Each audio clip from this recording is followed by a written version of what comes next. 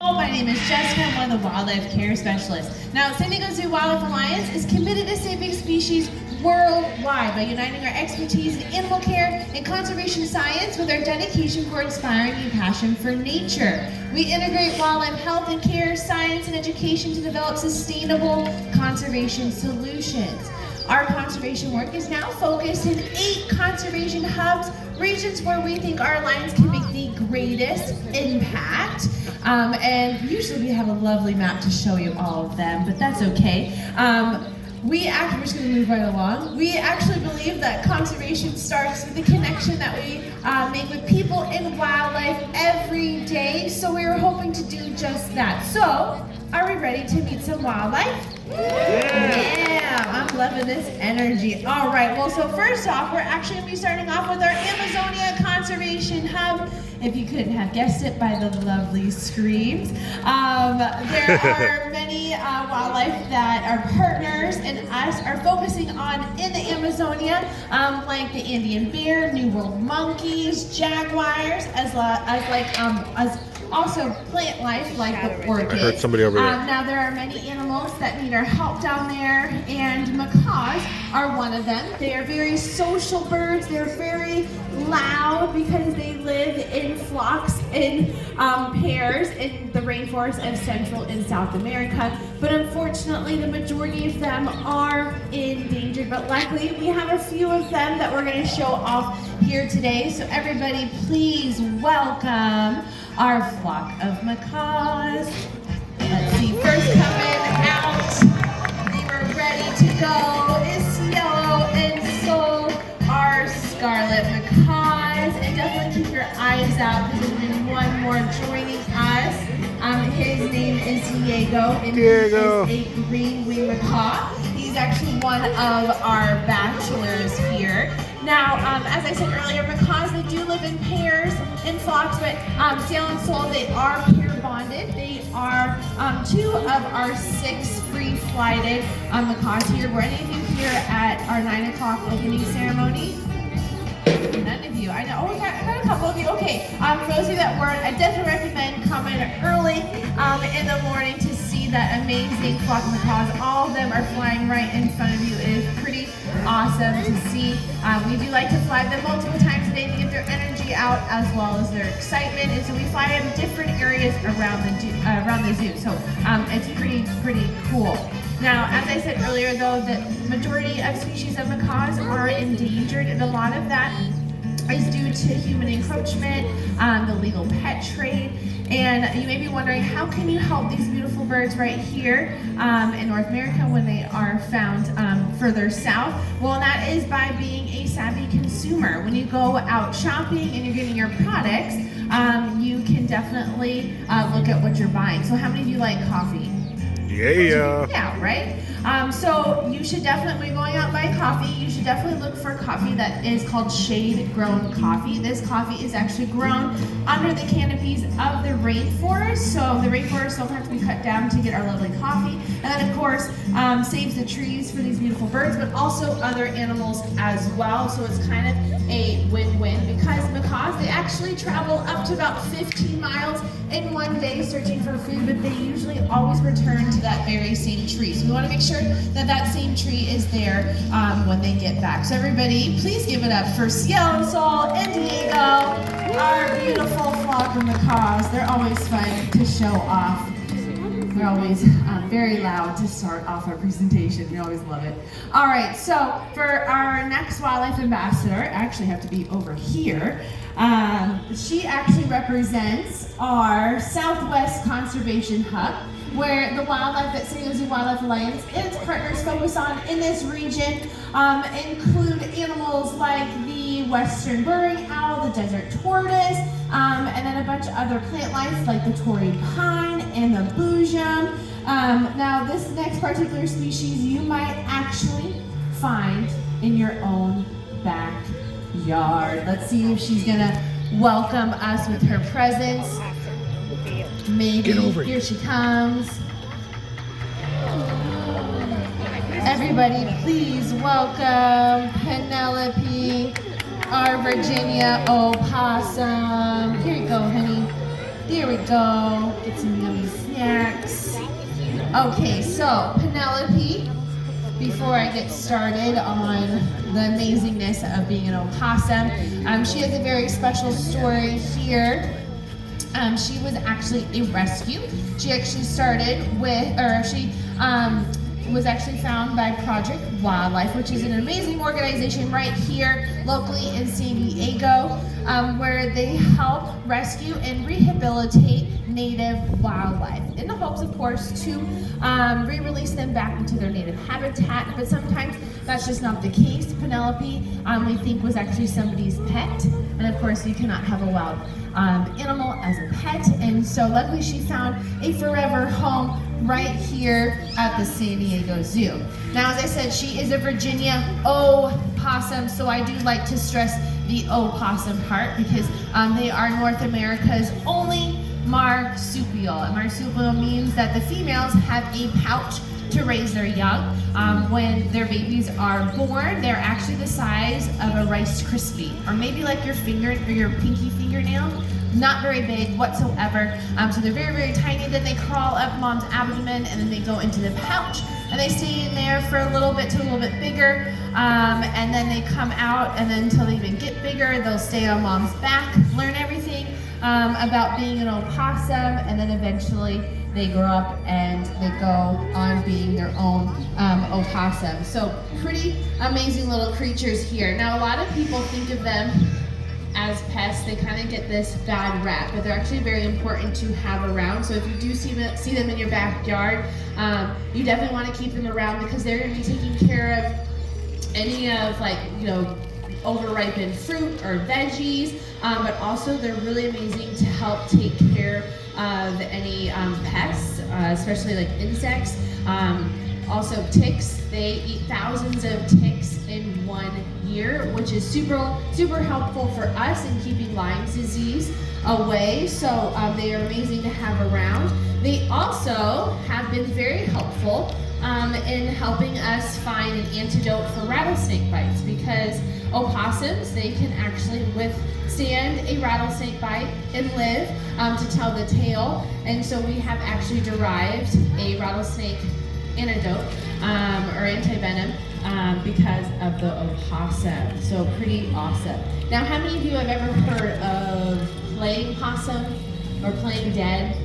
Yeah, so opossums got this really unique adaptation that they have evolved to have, where if there is a predator around, they are basically going to play dead. Their breathing rate goes down, their heart rate goes down, they actually flop on their side, even their tongue will maybe hang out. They also give off this putrid smell, basically eliciting that they are dead, in hopes that the predator is not going to want to eat something that is going to taste and smell very foul. And so they'll do this for 10, 15, maybe 20 minutes or so, and hopefully the predator gives up on them and walks away. So if you ever find an opossum maybe looking like that, give it a little bit before calling the right authorities, all right? You're going to eat the rest of those cucumbers, or are you over that? Maybe? I think she's done, maybe. You going to turn around and show off your amazing tail? There we go. Look at that cool tail. So this tail is like a semi-prehensile possum tail. booty. They basically hang from it when they're younger, but when they get older, they just can't support all of their weight, but they do kind of use it like a fifth limb. Well, she was adorable out here. Everybody, please give it up for Penelope, our Virginia opossum. She's like, I don't want the rest of my veggies. I like the fish that I was getting. All right, so for the rest of our presentation, I'm going to leave you with some very good hands. Everybody, please welcome my co-care specialist, Raina. Thanks, Jessica. Raina. One more time, everybody. All right. Don't you all remember, so I got plenty of friends to meet, and we are going to be shifting gears to something a little bit larger, and actually something that we might kind of know, have in our own backyard or even our house. And we are going to be stepping into our One Health approach to saving species worldwide, which pretty much means that the health of people, wildlife, and the habitats they all share are, of course, interconnected. And who better represents this than, of course, the domestic canine. So canines have been helping us out for a long, long time, whether it be through guarding our livestock, helping to serve in the military, or even by providing us with companionship. But wouldn't you know, they also help us out in conservation all around the world. Lucky for you all, we have a demonstration of that right here live and in studio here at Beckworth Bowl. And we have a very special friend who is going to show off his sniffer skills. Because if you didn't know, canines can smell up to about 100,000 times better than we can. And our famous friend is going to show off right now. So please welcome out, nice and loud, let's welcome out Elvis, the super dog. So Elvis here. Oh, he came from that side today. Lemon scented item out here on the presentation area. And I don't know where it is. He doesn't know where it is. But he hasn't been stumped once. He's going back in. He's going back through. Elvis here is a 9-year-old Golden Retriever Lab mix. Oh, he's getting closer. Ooh. There we go. Good job. So Elvis found a lemon-scented koala, and that is an ode to some of our friends over in our Australia Conservation Hub, where we have a team of sniffer dogs that helped out in 2019 during those devastating fires to help locate wildlife that need a little bit of help. And we also have amazing canines all the way over in Africa as well, working as scat detection dogs to protect endangered wildlife. And even in our own backyard in our Southwest Conservation Hub, we did have a team of canines helping to locate our mountain yellow-legged frogs, and there was even a chihuahua in that task force, so canines of all sizes can help out. Elvis here has a very special job. Not only is he an amazing sniffer dog and loves to show off his skills, he also is a companion to our 9-year-old South African cheetah, Alunga. And they live together, they've been together since they were about 6 months of age. Early on in Elvis's life, he was trained to be a guide dog for Guide Dogs of America. We don't like to say that he failed the program, but he definitely didn't pass. But in his defense, it is a very difficult program, and he was needed for a very important cause. But he is very, very smart and very sweet, so he does a great job of being a companion to Alunga. And pretty much he is her surrogate brother. Alunga was the only surviving member of her litter. She was born up at our sister facility, our San Diego Zoo Safari Park.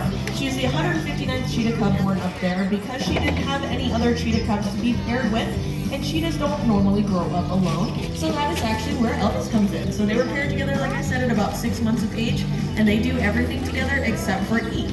They eat very different things as a domestic canine, and a little on the chunky side. Elvis here is on a diet. So he eats diet kibble and some veggies, while Alunga, being a cheetah, is an obligate carnivore, so she eats raw meat. Believe it or not, if we fed them together, we'd end up with one very chunky Elvis with a stomach ache and one very skinny Alunga, because Elvis would eat all the food, and she would let him. So Elvis is fed separately so that we can make sure that they both are getting all the food that they like and need. But let's give it up for Elvis. He did a great job on out here, showing off his skills. And we are going to be staying in our One Health approach to saving species worldwide for our next friends as well. And we are going to be showing off the ancestor to the animal that we just met. So we are going to be meeting the largest species of canine in the world. They can get up to about 175 pounds, so they say, but I have never seen one that big. They are pretty outstanding in that they are keystone species. Has anyone heard of this term before? So they hold the ecosystem together, which is very important and something that we didn't quite know 500 years ago when people came over, Europeans came over to a land that was already kind of doing its own thing. And we are very happy to say that we now know a lot more about this species, and I'm very excited to share a little bit about that with you today. So we do have a true family here, and we are going to be introducing you to two of our Beckworth Bowl Wolf Pack members. They will be making their way out shortly. Of course, we're going to animal time here, and sometimes there's a lot of sniffs that need to be sniffed back there, so we'll see how long it takes them to get out here.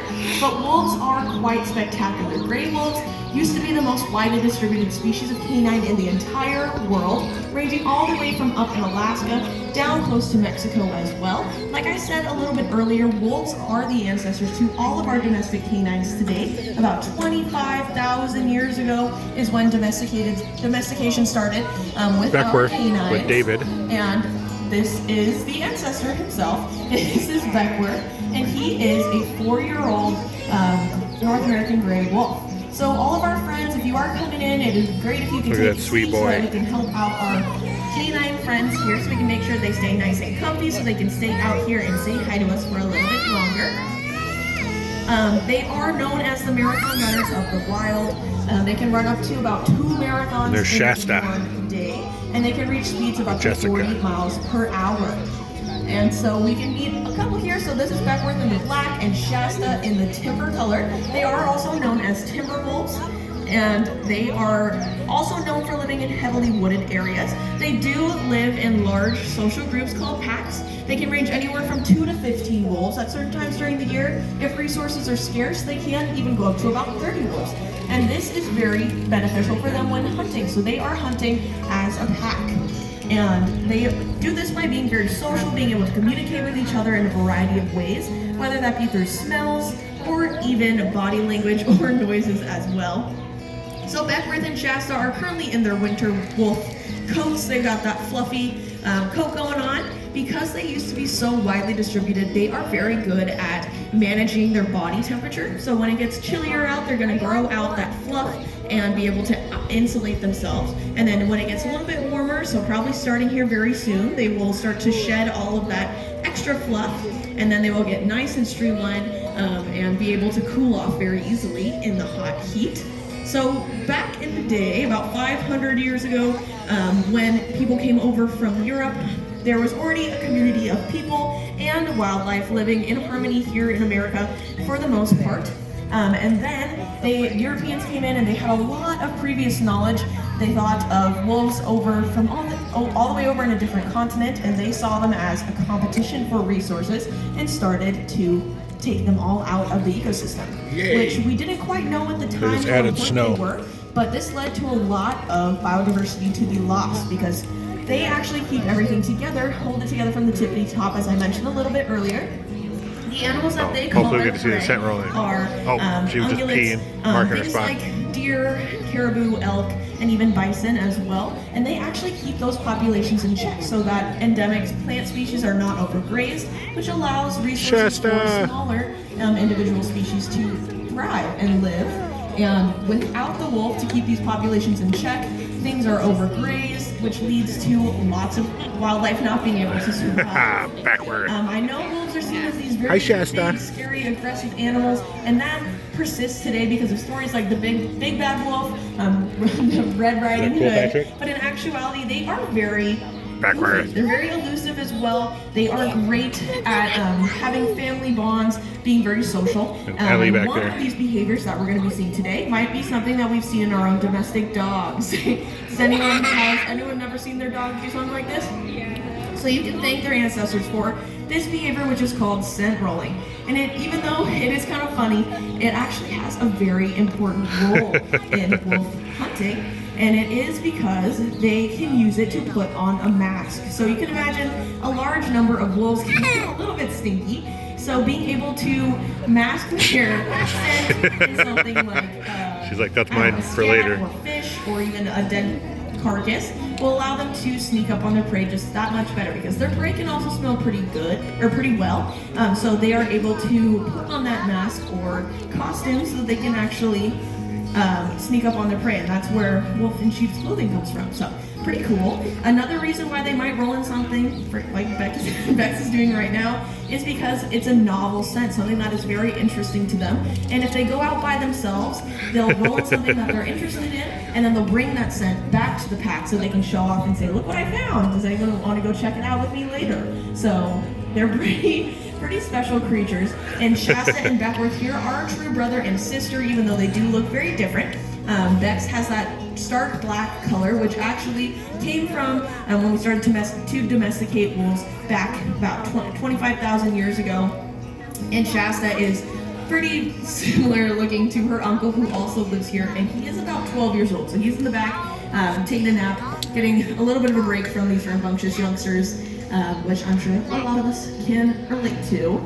But let's give it up for Shasta and Beckworth, and hopefully you all can understand the role of wolves today in our world. We are very lucky to be able to work with conservation organizations who are working to get wolves back into our wild places here in North America. And we are happy to say that in places like Yellowstone, they are starting to come back. So we are very excited about the possibilities there. But I will be closing it out for us here. So the San Diego Zoo Wildlife Alliance is creating a world where all life thrives, and never has this been more important. As first responders in this field, we are there applying a century's worth of knowledge to global conservation challenges. We collaborate, innovate, and hope to inspire people and wildlife to thrive together for a healthy planet. Because conservation really is our heart of all that we do here, but we can't do it alone. We need dedicated allies like all of you. You can join the San Diego Zoo Wildlife Alliance by first becoming a member, helping to support some of our amazing wildlife conservation work worldwide, or even by volunteering your time and knowledge here. On behalf of all of us here, we would love to have you, because your support really does make a world of a difference. We really can't do it without you guys. So I hope you learned something that inspires you to take action today and understand the role of maybe even a little bit scary animals in our world today. So I hope you guys have a great rest of your day here at the world famous San Diego Zoo. Bye everybody. Thank you. San Diego Zoo. Zoo Guy Ryan.